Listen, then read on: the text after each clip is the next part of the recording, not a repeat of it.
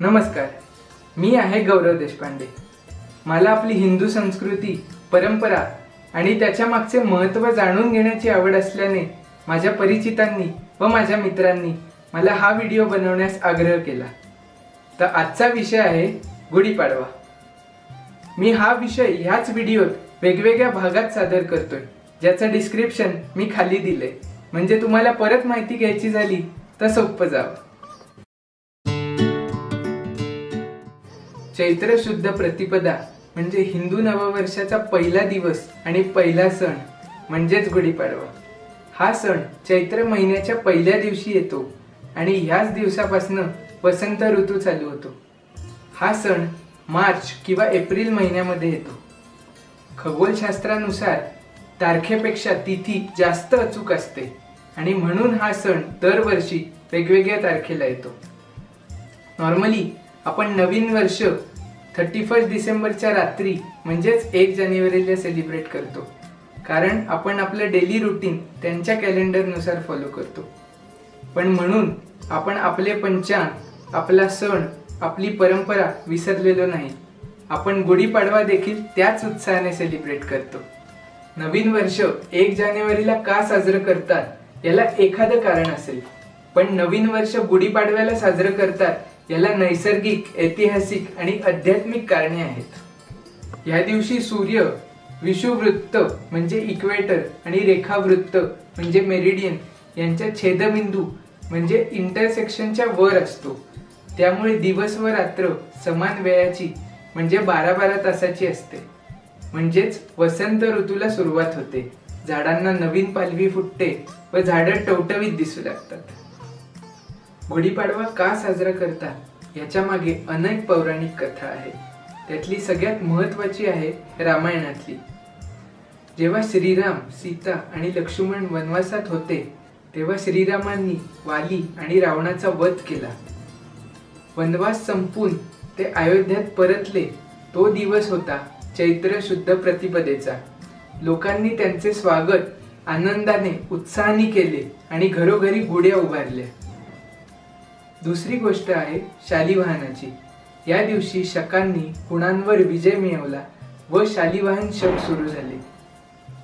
तिसरी कथा आहे शिवाजी महाराजांची। शिवाजी महाराजांचा विजय साजरा करण्यासाठी लोकांनी गुढ्या उभारल्या आणि ही परंपरा पुढे चालू राहिली। या दिवशी ब्रह्मदेवाने सृष्टी निर्माण केली, म्हणजेच सत्ययुगाला सुरुवात झाली। त्यामुळे गुढीपाडवा हाच खरा वर्षारंभ दिन आहे।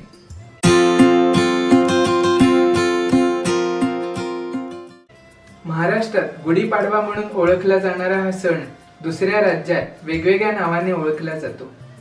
आंध्र प्रदेशमध्ये उगादी, कर्नाटकामध्ये युगादी म्हणजे युग आणि आदी, आसाममध्ये बिहू, पश्चिम बंगालमध्ये पोयला बैसाख, मणिपूरमध्ये साजिबू नोंगमा पनबा चैरोबा, कोकणात संवत्सर पाडवो आणि सिंधमध्ये चेती चांद म्हणून ओळखला जातो। गुढीपाडवा 3.5 मुहूर्तापैकी एक आहे, म्हणजे या दिवशी शुभ वेळ बघावी लागत नाही, तर संपूर्ण दिवसच शुभ असतो। म्हणून या दिवशी लोक त्यांची महत्त्वाची कामे करतात, जसे नवीन घर घेणे, नवीन गाडी घेणे, सोने घेणे इत्यादी।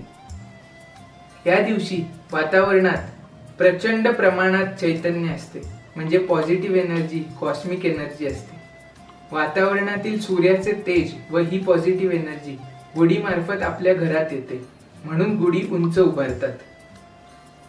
गुढी म्हणजे विजय पताका, ब्रह्माचा ध्वज, नवीन आशा, नवीन स्वप्न, भरभराट आणि कृतार्थता यांचे प्रतीक आहे।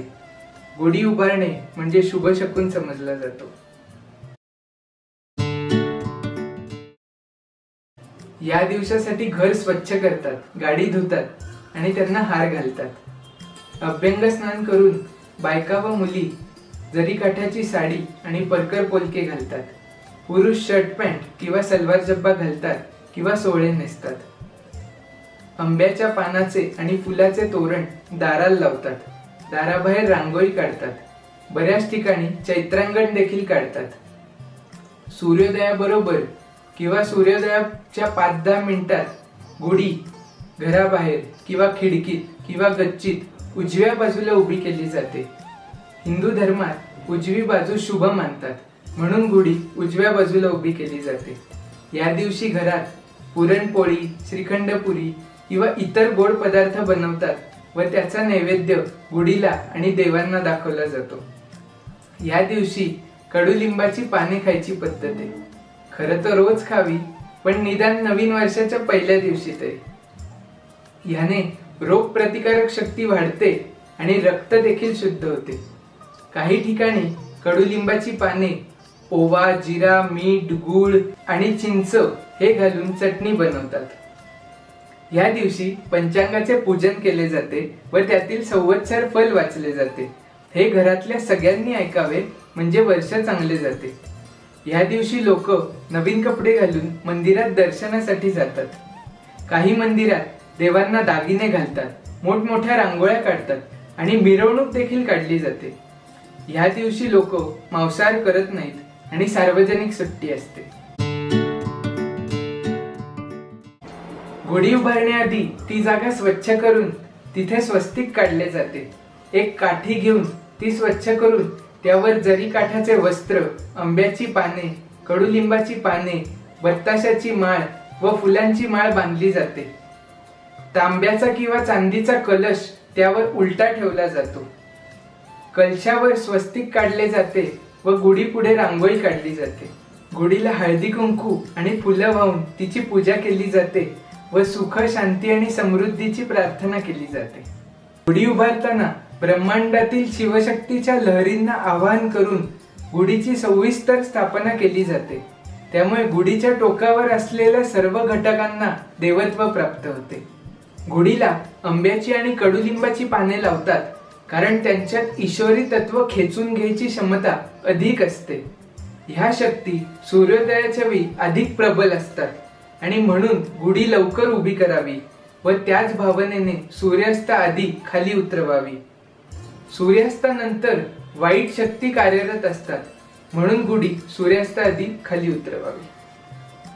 गुढीमधला कलश म्हणजे यशाचे प्रतीक, फुले म्हणजे मांगल्य, पाने म्हणजे आरोग्य, बत्तासे म्हणजे माधुर्य आणि काठी म्हणजे सामर्थ्य।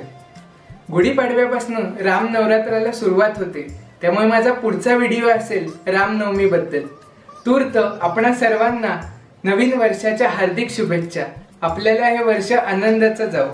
जर तुम्हाला माझा व्हिडिओ आवडला असेल तर लाईक, शेअर आणि सबस्क्राईब करा। थँक्यू।